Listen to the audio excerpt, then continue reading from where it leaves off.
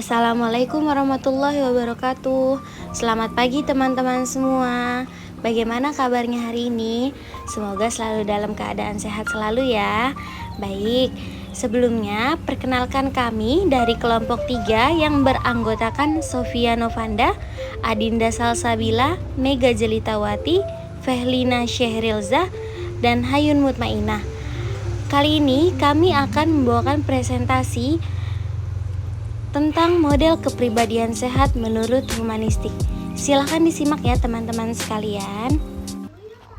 A. Pengertian kepribadian sehat.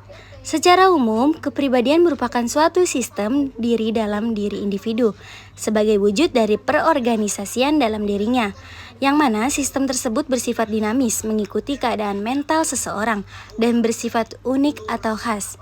Menurut psikoanalisis, yaitu kata yang begitu umum dipakai di dunia psikologi, kepribadian seseorang bisa dinilai dari kemampuannya memperoleh reaksi-reaksi dari berbagai orang dalam berbagai keadaan.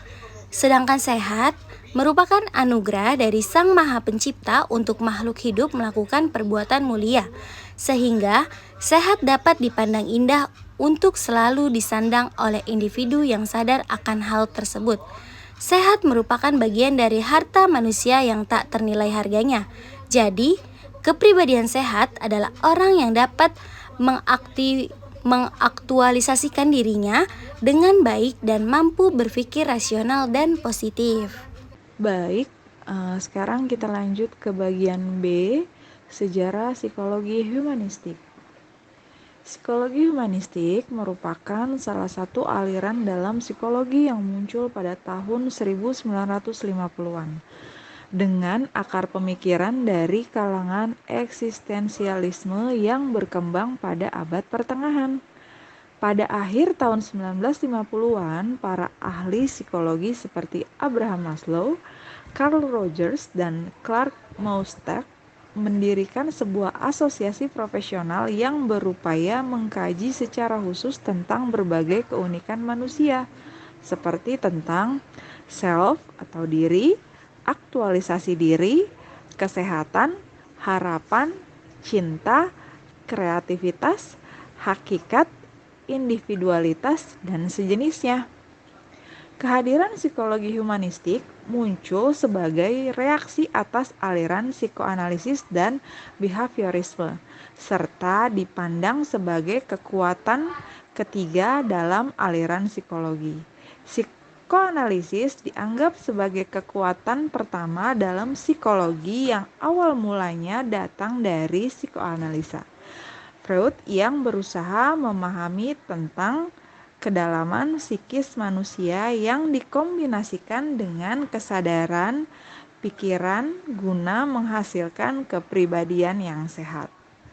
Kelompok psikoanalisis berkeyakinan bahwa perilaku manusia dikendalikan dan diatur oleh kekuatan tak sadar diri dalam diri. Baik, kita masuk ke poin C, yaitu ada konsep kepribadian sehat. Menurut aliran humanistik, kepribadian yang sehat, individu dituntut untuk mengembangkan potensi yang terdapat di dalam dirinya sendiri, bukan saja mengandalkan pengalaman-pengalaman yang terbentuk pada masa lalu dan memberikan diri untuk belajar mengenai suatu pola, mengenai yang baik dan benar, sehingga menghasilkan respon individu yang bersifat pasif. Ciri dari kepribadian sehat adalah mengaktualisasikan diri, bukan respon pasif buatan atau individu yang terimajinasi oleh pengalaman masa lalu.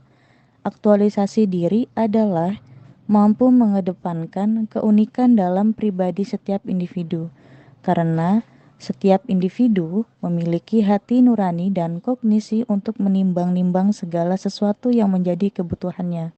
Kepribadian sehat menurut humanistik. Kepribadian yang sehat menurut humanistik, perilaku yang mengarah pada aktualisasi diri, yaitu sebagai berikut. 1. Menjalani hidup seperti seorang anak dengan penyerapan dan konsentrasi sepenuhnya. 2. Mencoba hal-hal baru ketimbang bertahan pada cara-cara yang aman dan tidak berbahaya. 3. lebih memperhatikan perasaan diri dalam mengevaluasi pengalaman ketimbang suara tradisi, otoritas, atau mayoritas. 4. Jujur, menghindari kepura-puraan dalam bersandiwara. 5. Siap menjadi orang yang tidak populer bila mempunyai pandangan sebagian besar orang. 6. Memikul tanggung jawab. Dan yang terakhir, bekerja keras untuk apa saja yang ingin dilakukan. Poin E. Prinsip dasar humanistik. Teori humanistik merupakan teori belajar yang mengajarkan untuk memanusiakan manusia. Teori ini menganggap peserta didik sebagai orang dalam satu kesatuan, bukan dari satu pandangan saja. Teori humanistik tidak hanya mengajarkan materi dan bahan ajar yang akan menjadi sasaran, tetapi di sini guru juga harus membantu siswa untuk mengembangkan dirinya sebagai manusia. Prinsip dari teori humanistik. A. Manusia mempunyai belajar alami. B. Belajar signifikan terjadi apabila materi pelajaran dirasakan murid mempunyai relevansi dengan maksud tertentu. C. Belajar yang menyangkut perubahan di dalam persepsi mengenai dirinya. D. Tugas belajar yang mengancam diri ialah lebih mudah dirasakan bila ancaman itu kecil. E. Bila ancaman itu rendah, terdapat pengalaman peserta didik dalam memperoleh cara. F. Belajar yang bermakna diperoleh jika peserta didik melakukannya. G. Belajar lancar jika peserta didik dilibatkan dalam proses belajar. H. Belajar yang melibatkan peserta didik seutuhnya dapat memberi hasil yang mendalam.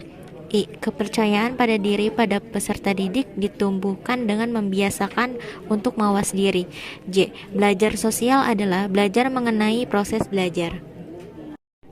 Kesimpulan, pribadi yang sehat adalah pribadi yang tidak pernah berhenti tumbuh.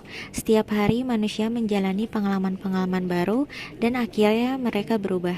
Orang yang memiliki kesempatan cukup besar mencapai kesehatan psikologis adalah orang-orang yang cukup bebas dan aman dengan dirinya sendiri untuk mengadakan percobaan-percobaan dengan petunjuk berbeda untuk melihat petunjuk mana yang berlaku dalam kehidupan mereka.